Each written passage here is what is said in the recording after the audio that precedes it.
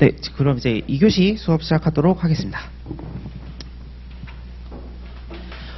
일단은 행정 절차 법에 대해서 조금 설명을 드릴 거고요. 그 다음에 페이지 수로는 19페이지 펴주시면 되겠습니다. 자, 이 부분은 좀 자세히 설명을 좀 드릴 거고요. 이 부분은 정의 규정이거든요. 아까 말씀드린 것처럼 오늘 여러분들의 숙제는 여기에 있는 정의를 외우시는 건데, 자, 외우실 때 1호, 그 다음에 2호, 그 다음에 4호, 5호, 6호, 7호. 그래서 중간에 행정지도랑 8, 9번에 전자문서, 정보통신망. 요거 빼고 일단 총 6개 이렇게 먼저 외워보도록 하겠습니다.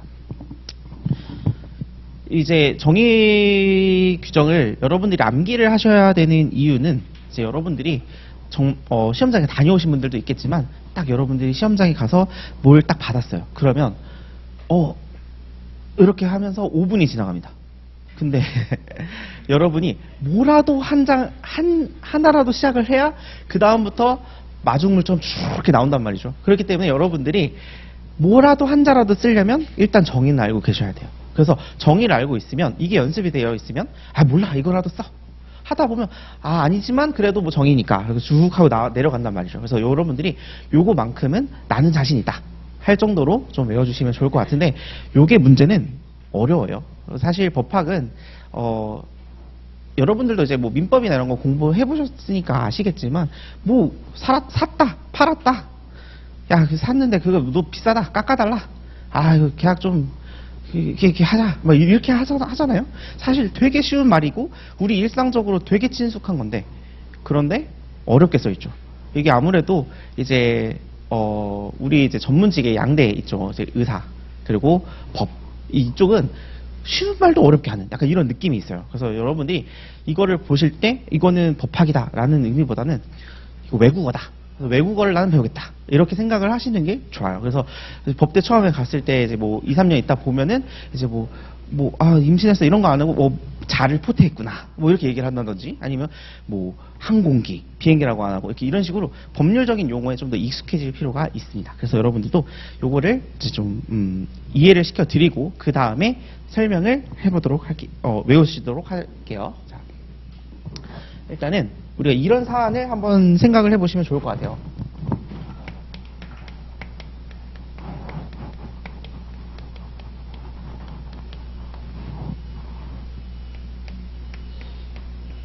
이제 갑이라고 하는 사람은 이제 음식, 뭐 호프집 이런 걸 하고 있는데요. 이분이 우리 미성년자에게 주류를 판매했습니다. 이런 상황 많죠. 그러다 보면 이 서초구청장이 관련 법령에 따라서 땡땡땡땡 법에 따라서 어떤 처분을 하게 되는데, 뭐 2월에 해당하게 되는 뭐 영업 정지를 했다. 우리가 요런 사안을 한번 생각을 해볼게요. 자, 그러면 서초구청장이 미성년자에게 주류를 판매한 자에게 2월에 해당하는 영업정지 처분을 내리게 됩니다. 자, 여기에서 제2조 제1호 제 감옥에 보시면 행정에 관한 의사를 결정하여 표시하는 국가 또는 지방자치단체의 기관이다 이렇게 얘기하고 있죠. 보시면 얘가 그래서 행정청의 역할을 하게 됩니다.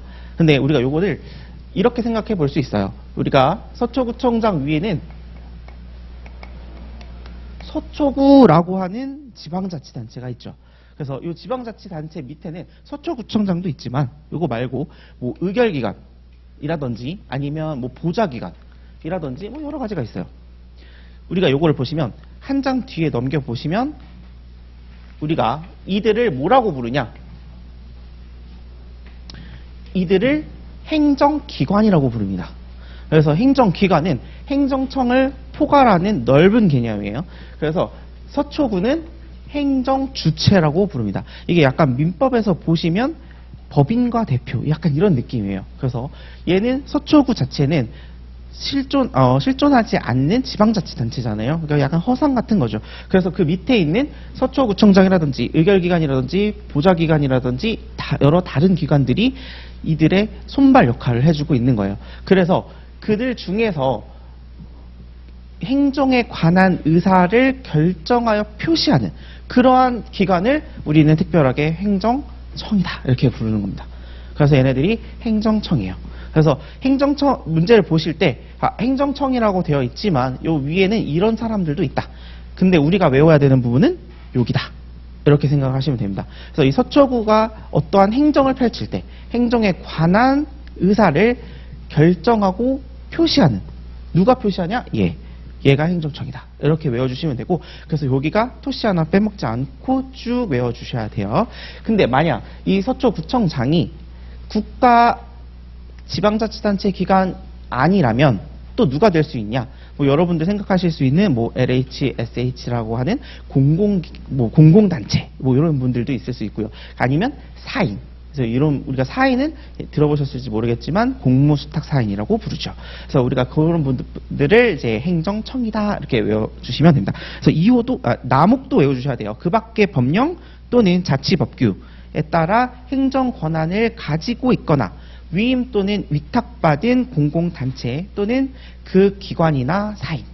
그래서 요거는 통으로 외워주셔야 됩니다. 그래서 과목, 나목 두 개 다 외우셔야 되고 여기가 행정청입니다.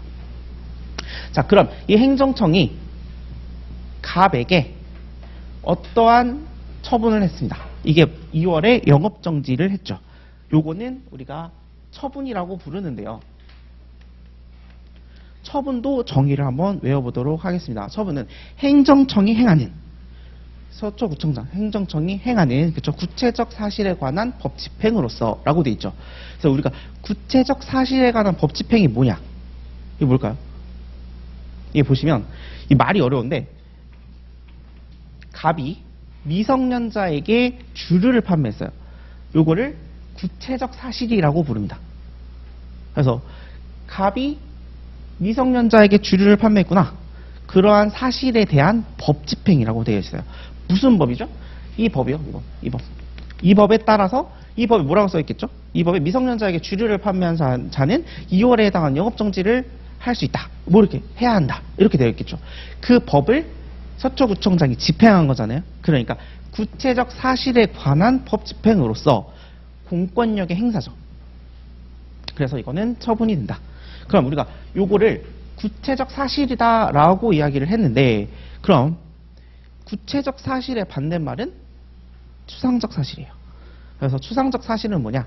얘가 지금 호프집을 하고 있어요. 그러면 주류를 판매하고 있죠. 그러면 언제든지 얘는 미성년자에게 주류를 판매할 수 있는 상태에 놓이게 되죠.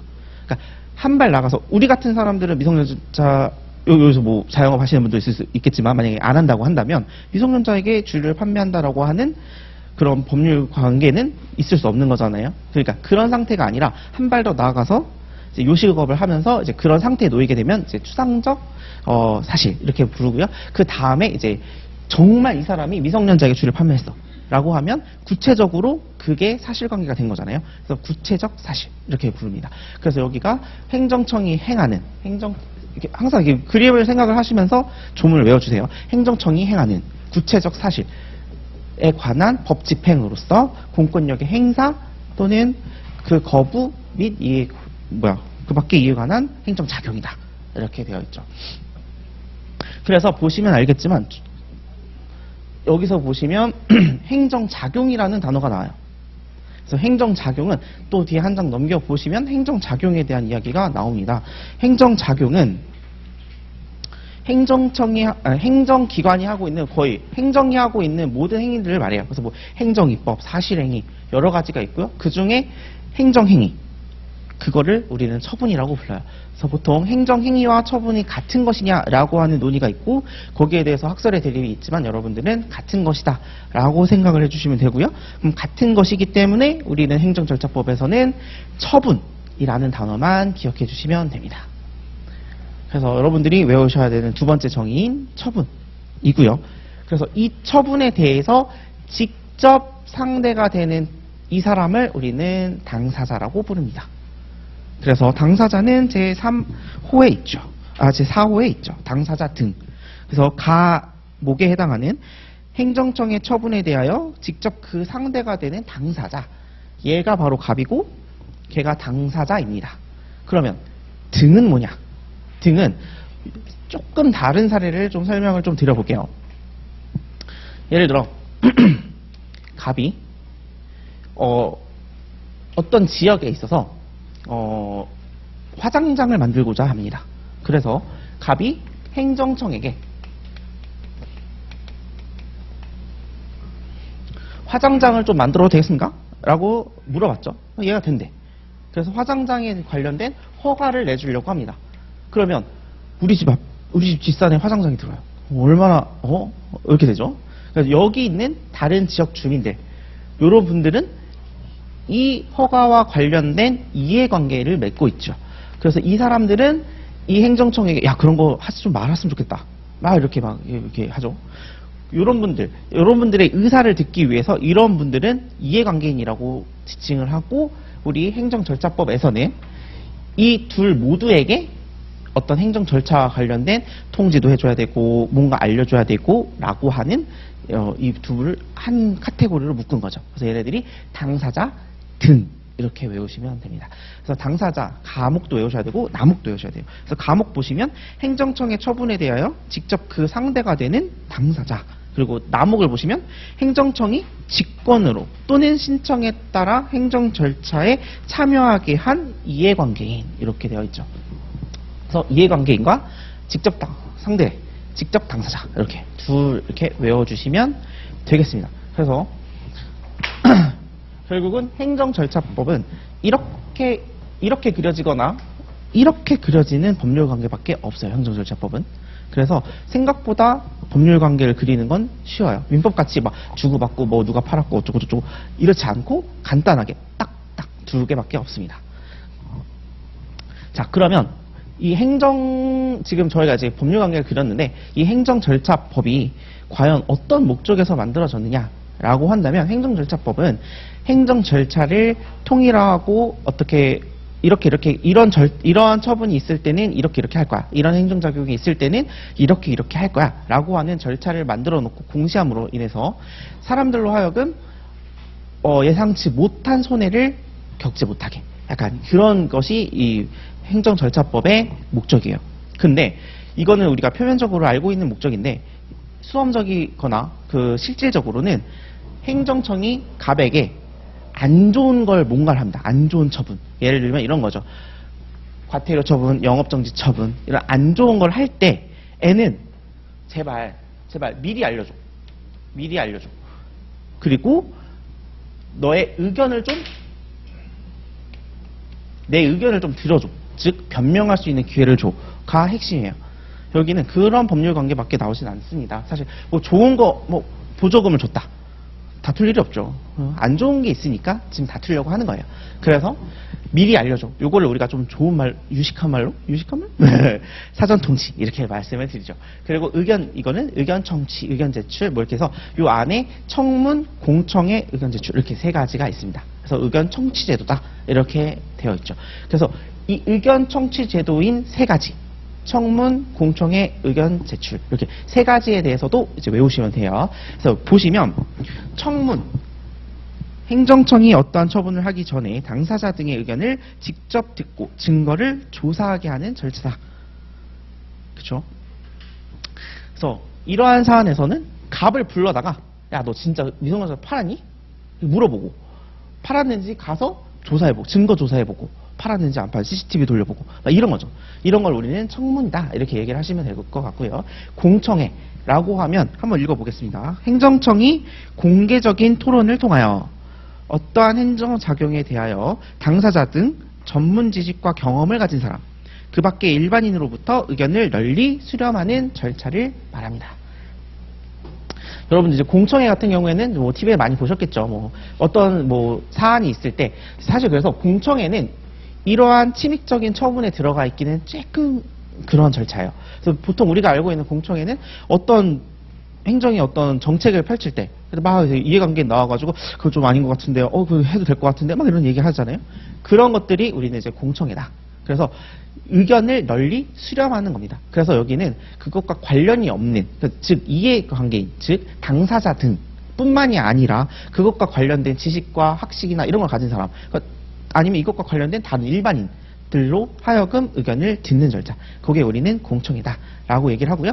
그 다음에 의견 제출이 있습니다. 의견 제출은 행정청이 어떠한 행정작용을 하기 전에 당사자 등이 의견을 제시하는 절차로서 청문이나 공청회에 해당하지 아니하는 절차를 말한다 라고 되어 있고요. 그래서 이 의견 제출은 이제 공청회와 청문이 해당하지 않지만 의견을 제출, 어떤 당사자 등이 의견을 제시하는 그러한 절차입니다. 그래서 요거는 암기를 하실 때 제가 항상 토시 하나 빼먹지 말고 정의는 다 암기를 하셔야 한다 이렇게 말씀을 드리는데, 청문,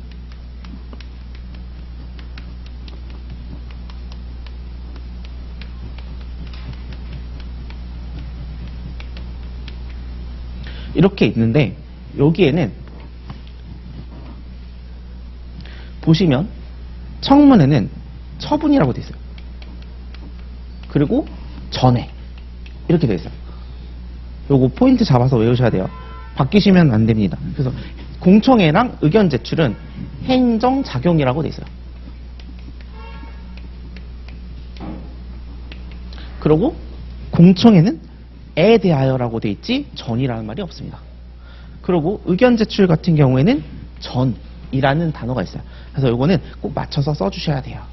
그래서 보통 우리가 이제 청문 같은 경우에는 이러한 처분이 있고 이러한 처분에 대해서 처분을 하기 전에 이 사람 불러다 놓고 증거 제출 받고 이렇게 하는 의견 청취 절차예요. 그래서 청문은 처분 전 이렇게 되어 있는 건데, 공청회는 사실은 이거를 목적으로 해서 만들어진 제도가 아니에요. 그래서 공청회 같은 경우에는 뭐 어떤 정책이라든지 이런 거에 대해서 의견을 듣기 위해서 만들어진 절차고, 행정절차법에 있는 내용이 다른 법률에도 준용이 됩니다. 그래서 얘는 전이라는 단어가 없고 좀 더 넓게 표현하기 위해서 행정작용이다 이렇게 되어 있는 거고요. 의견 제출 같은 경우에는 어떠한 행정작용, 얘네들을 포괄하기 위해서 요게 들어간 거고요. 그 다음에 얘는 의견 제출은 다른 법에도 개별적으로 들어가 있기 때문에 준용되는 절차가 아니에요. 그래서 얘는 전이라는 단어가 들어갑니다. 그래서 이렇게 세 가지 구분하셔서 딱딱딱딱 암기를 해주시면 될 것 같아요. 그래서 다음에 이제 오셔서 다음 수업 시간 한 5분, 10분 전쯤에 이렇게 청문이란 이렇게 하면 한번 써보고, 공청회란 하면 한번 써보고, 처분이란 하면 한번 써보고, 이렇게 해서 총 6개, 그리고 뒤에 하나 더 나옵니다, 오늘. 그래서 총 7개의 정의를 암기를 해주시면 될 것 같아요. 다음 시간까지 7개의 정의는 암기해서 오시면 됩니다. 그리고 그 행정지도는 나중에 행정지도하는 파트 갈 때 다시 돌아와서 볼 거고요. 전자문서, 요거는 이제 우리가 문서를 보통 이러한 처분은 문서로 하게 되어 있는데 전자문서로도 가능하다라고 되어 있어요. 그래서 들어온 규정이고요. 정보통신망은 이제 공청회, 온라인 공청회 때문에 들어온 조항이에요. 그러다 보니 사실은 전자문서는 출제 빈도가 매우 낮고요. 그 다음에 정보통신망도 온라인 공청회 때 다른 정의를 쓰고 있기 때문에 여기도 출제 빈도는 낮아요. 그래서 여러분들이 쓰실 수 있는 무기는 총 6가지다. 이렇게 6가지만 외우시면 될 것 같습니다. 그리고 20페이지는 이해가 되셨다면 지우셔도 됩니다. 자, 그리고 마지막 21페이지 보시면 적용 범위입니다. 적용 범위는 사실 1차에서는 매우 중요한 논점이에요. 그런데 2차에서는 크게 중요하지 않아요. 그래서 요거는 이제 뭐 저희가 모의고사나 뭐 이런 거 하게 되면 한번 외우도록 하고요. 그다음에 요거는 그렇게 크게 중요하진 않습니다. 뭐 문제가 나온다면 저희가 이제 모의고사 때 한번 보시던가 하죠. 네, 그래서 적용 범위는 그냥 행정작용과 관련돼서 행정절차법이 적용이 된더라 라는 정도로만 이해를 해주시고, 적용이 되지 않는 케이스도 있더라. 그리고 요거 우리 저희 1차에 있는 행정법에서 많이 이렇게 OX로 많이 나오시잖아요. 그래서 거기에 있는 것들이 만약에 사례로 나오게 된다면 그냥 OX 정도만 판단할 수 있는 정도에 하시고, 그 다음에 요거 1호부터 9호까지는 나중에 이제 모의고사 볼 때쯤 한번 외워보도록 하겠습니다. 자, 그럼 이제 목적이 됐다면 우리가 이제 기본 이념이라고 또 나온다. 그래서 이거 어떻게 설명을 드릴까 고민을 많이 했는데 이거는 아까 말씀드렸지만 결국 이 행정 절차법이라고 하는 거는 국민들로 하여금 어떤 예상치 못한 손해를 겪지 않게 하기 위해서 만들어졌다고 말씀을 드렸죠. 그래서 기본 이념은 이를 위해서 우리 행정 절차법은 이렇게 노력을 할 거예요 라고 하는 개념이다, 이렇게 보시면 될 것 같아요. 그러니까 기본 이념, 다시 말하면 우리 법은 이렇게 할 거예요, 이게 우리의 법의 스탠스예요 라고 하는 그런 내용이다.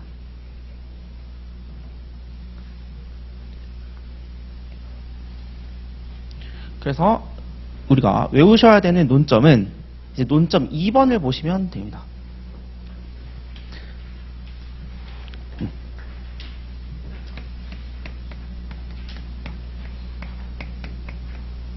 네. 논점 2번을 보시면 우리가 기본 이념은 총 4개로 되어 있어요. 그래서 2번과 3번이 하나라고 보시면 될 것 같고요. 이게 2번과 3번을 나눈 게 3번이 조금 더 중요해서 3번이 나올 수도 있다. 그러면 3번이 나오면 3번만 독자적으로 쓸 수 있게 3번을 따로 뺀 거고요. 만약에 기본 이념에 대해서 서술하시오, 논하시오 이렇게 말하게 되면 1번부터 이제 1, 2, 3, 4 4개를 다 외워주시면 됩니다. 그래서 기본 이념은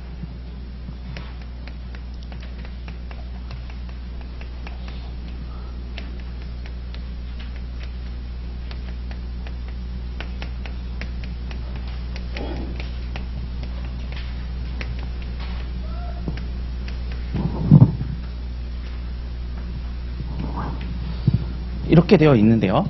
우리가 자, 신의성실, 신뢰보호, 투명성, 행정 업무 혁신 이렇게 있고요. 그리고 요거를 제가 또 두 문자를 따봤는데 자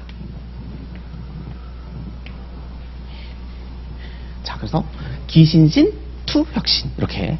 그래서 제가 이제 두 문자를 딸 때 항상 습관이 제목까지 땁니다. 왜 제목을 따냐? 여러분들이 신신투 혁신 이렇게 하면 여러분들이 신신투 혁신만 알고 이게 뭐랑 매칭되는지 몰라요. 그래서 항상 제목이랑 같이 두 문자 따실 때 제목이랑 같이 따셔야 여러분들이 조금이라도 기억에 오래 남거든요. 그래서 뭐 귀신과 신이 두 명이 있는데 혁신이다. 뭐 이렇게. 그래서 기신신 투 혁신 이렇게. 재미없겠죠? 그래도 이렇게 해서 두 문자를 암기해서 총 4개가 여러분들이 외우셔야 되는 기본 이념이다. 이렇게 배우시면 됩니다. 그래서 이 안에 있는 목차는 보통 1, 2, 1, 2, 1, 2, 1, 2 이렇게 돼야 되는데 사실 신의성실은 별게 아니어서 목차가 없고요. 그 다음에 얘가 하나 더 늡니다. 그래서 없고 둘, 둘, 셋 이렇게 목차를 외워주시면 됩니다. 자, 그래서 신의성실은 저 여기는 이제 형광펜이 있으시다면 아니면 뭐 표시할 수 있다면 표시를 해보겠습니다. 신의성실에서는 행정청, 직무를 수행, 신의, 성실 이렇게 따셔서 문장을 만드시면 됩니다. 그래서 행정청은 직무를 수행할 때 신의에 따라 성실히 하여야 한다. 이렇게 해서 외우실 때는 행정청, 직무수행, 신의, 성실 이렇게 외우시면 돼요. 그래서 한 줄 써주시면 여기 목차 될 것 같고요. 그 다음 신뢰보호는 의의, 그 다음에 구체적 내용입니다.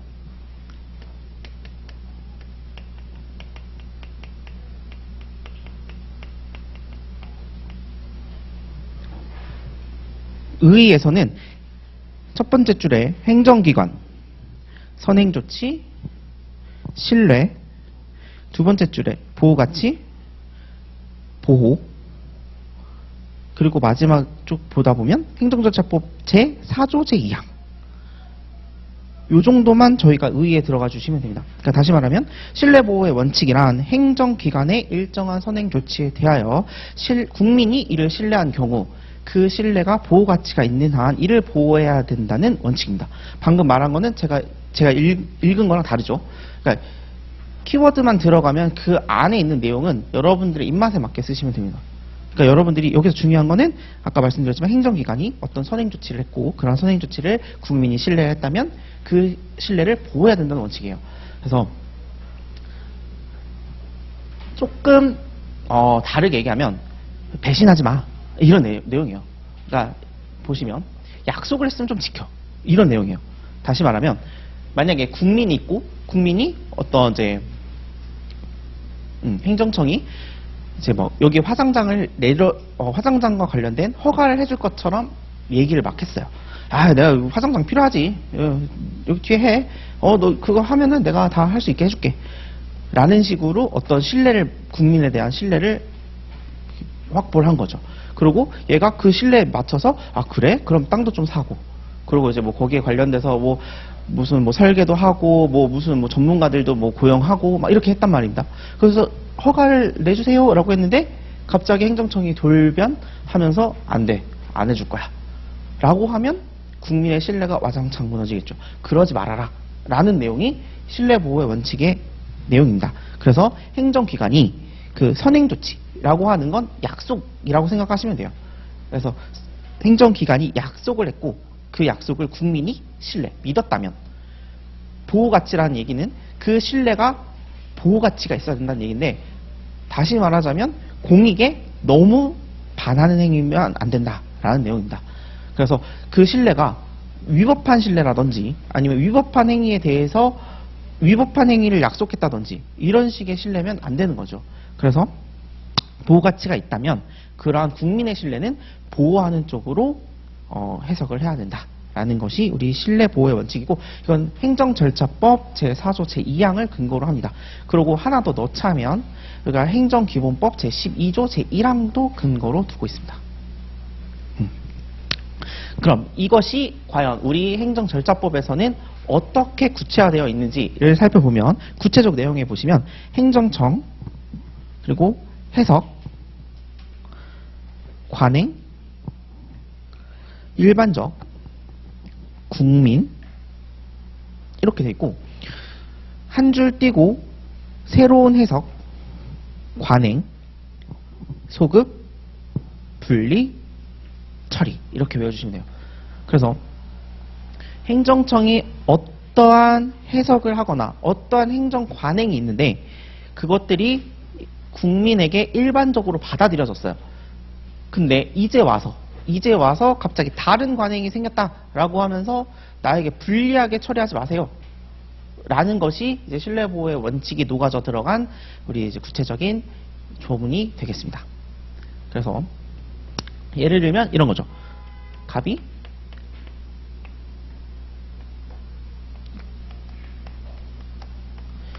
있고 이렇게 행정청이 있는데 아까 말한 것처럼 미성년자에게 주류를 판매했습니다. 그래서 행정청이 이렇게 주류를 판매하는 자에 대해서는 뭐 2개월의 영업정지 처분을 해오고 있었어요. 그러다 미성년자에게 주류를 판매를 했죠. 2달간은 쉬겠구나 라고 했는데 돌연 행정청이 너 좀 괘씸한 것 같아 라면서 갑자기 6개월의 영업정지 처분을 한다 라고 하면 되게 불리하겠죠. 그러니까 이런 것들은 안 된다 라는 내용이 여기 있는 내용인데 그 가운데 있는 내용은 보시면 공익 그리고 제3자의 정당한 이익 그리고 현저히 해칠 우려가 있는 경우에는 그런 경우에는 신뢰보호의 원칙이 한 발 물러서서 너의 행정청의 편을 들어주겠다. 즉 너의 신뢰는 깨져도 된다. 라는 내용입니다. 그래서 앞에 있는 걸 다시 보시면 행정청은 어떤 법령 등의 해석 또는 행정청의 관행이 일반적으로 국민들에게 받아들여졌을 때는 새로운 해석이나 관행에 따라 소급하여 불리하게 처리해서는 안 된다. 그러나 공익이나 제3자의 정당한 이익을 해칠 우려가 있다면 그러면 그래도 된다. 이렇게 이해를 해주시면 될 것 같아요. 그래서 신뢰보호의 원칙은 구체적 내용 두 가지를 써주시면 되고요. 그 다음에 투명성입니다. 투명성은 행정청이 행하는 행정작용은인데 여기서 보면 행정청, 행정작용, 구체적, 명확 이렇게 보시면 됩니다. 그래서 행정청이 행하는 행정작용은 그 내용이 구체적이고 명확해야 된다. 라는 구체성과 명확성 이 두 가지를 바탕으로 하고 있습니다. 그래서 구체적 내용을 보면 얘는 이런 겁니다. 행정작용의 표시를 하실 거면 행정작용, 법령 등 명확하지 아니 다음 줄에 해석을 요청, 다음 줄에 따라야 한다. 그리고 마지막에 정보 충분히 제공. 그래서 투명성의 원칙은 이제 약간 행정청이 행하는 어떠한 행정작용도 좀 구체적이고 명확해서 국민들로 하여금 오해의 소지가 없게 해라 라는 내용이고요. 그게 구체적인 내용으로 된 것이 행정작용의 근거가 되는 어떤 법령 등이 해석이 좀 모호해. 그러면 그거를 행정청에게 야 이거 법령 뭐야? 이렇게 어떻게 행동하라는 거야? 이 지침은 무엇을 의미하는 거지? 라고 해석을 요청할 수 있고 그러면 행정청은 그 해석을 해줘야 되는 거죠. 요청에 따라서 해줘야 됩니다. 그러면서 플러스 충분히 정보를 제공해줘야 된다라는 내용.